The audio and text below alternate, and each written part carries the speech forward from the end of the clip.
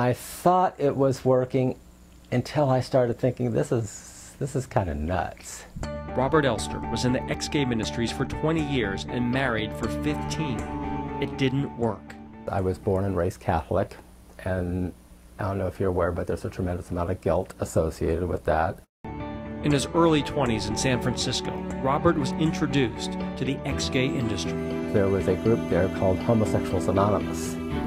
I spent about 2 to 3 years there, and they told me about a program up in San Rafael that was quite successful about turning gay people into straight people. They said that they had a cure.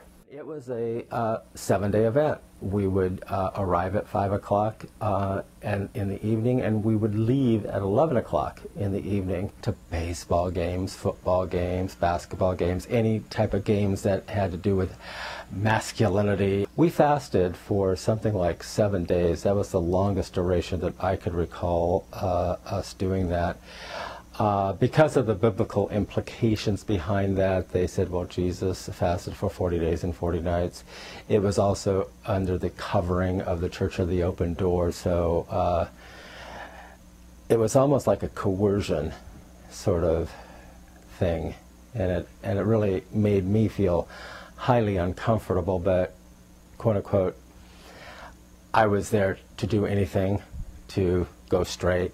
We would drive from Cupertino to San Rafael, which is almost 75 miles one way, every single day for a year that we were in the Live Out program, and then for several years after that being indoctrinators, where we would actually go out into the community of San Rafael. We even went down and proselytized on the Castro, which we did not get a roving reception of her.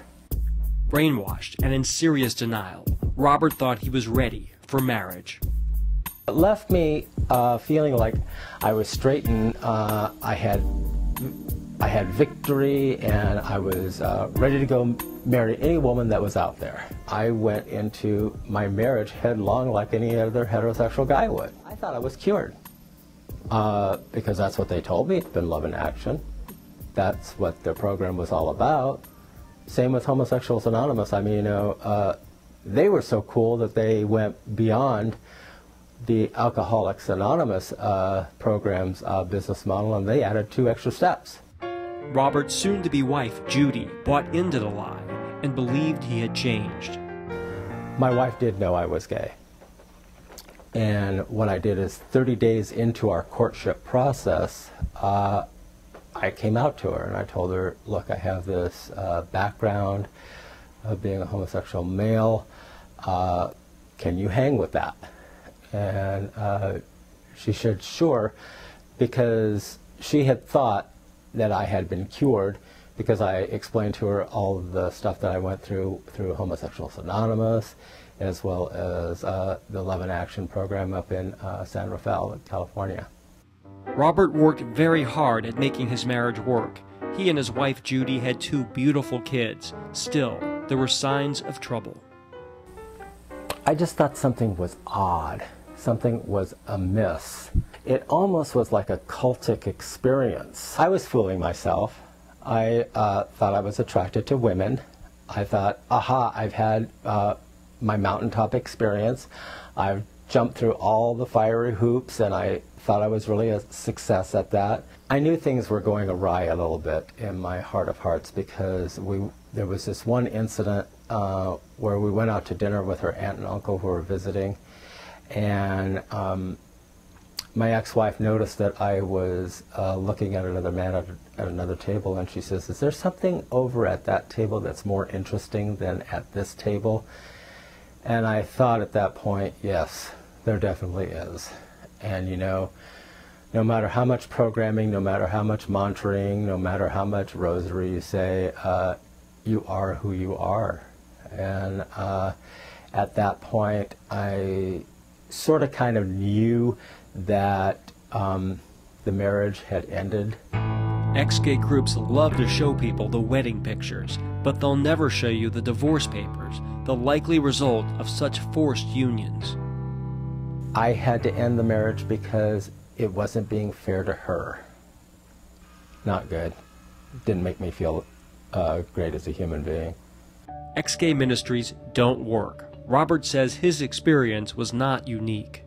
From my graduating class, there's only one person that I knew, and there was about 50 from my graduating class that got married and who is still successfully involved with his marriage and has 3 children. Today, Robert has left behind the ExGay Ministries and lives as a proud out gay man. There was this wonderful lady by the name of the Reverend Dr. G. Penny Nixon of Metropolitan Community Church of San Francisco, who helped me realize and celebrate who I was as a gay man. And I was a part of her church for the past 2.5 years and have enjoyed so many of her sermons as she taught me through those sermons that it's okay to be gay, and to this day I feel that I am free to be me for the very first time in my life, and I'm not living a lie.